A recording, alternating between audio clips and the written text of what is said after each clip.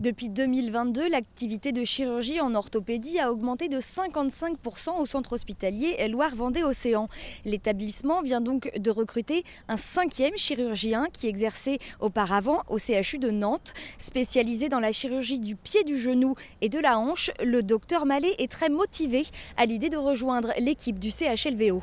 Pour rejoindre une structure un peu plus petite, à taille humaine, où on est en proximité avec nos collègues, ce qui permet de pouvoir avoir une relation bien plus de confiance et aussi une inertie moindre. Par exemple, je pratique l'arthroplastie totale de hanche, donc les prothèses de hanche, avec une voie d'abord mini-invasive où on passe par devant sans section musculaire. Et pour ça, j'ai besoin d'un matériel spécifique.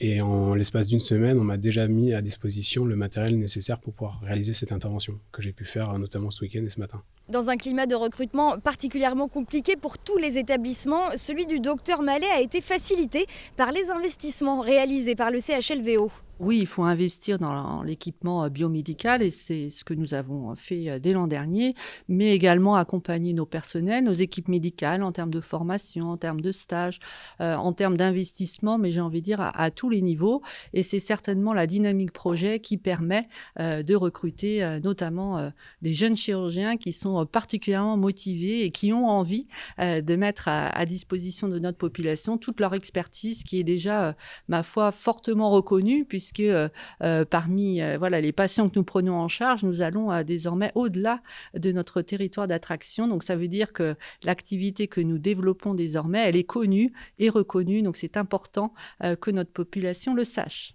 Une stratégie de développement du centre hospitalier Loire-Vendée-Océan pour faire venir ou revenir les patients au sein de ces blocs opératoires et permettre ainsi à la population d'éviter de se rendre à Nantes ou à La Roche-sur-Yon.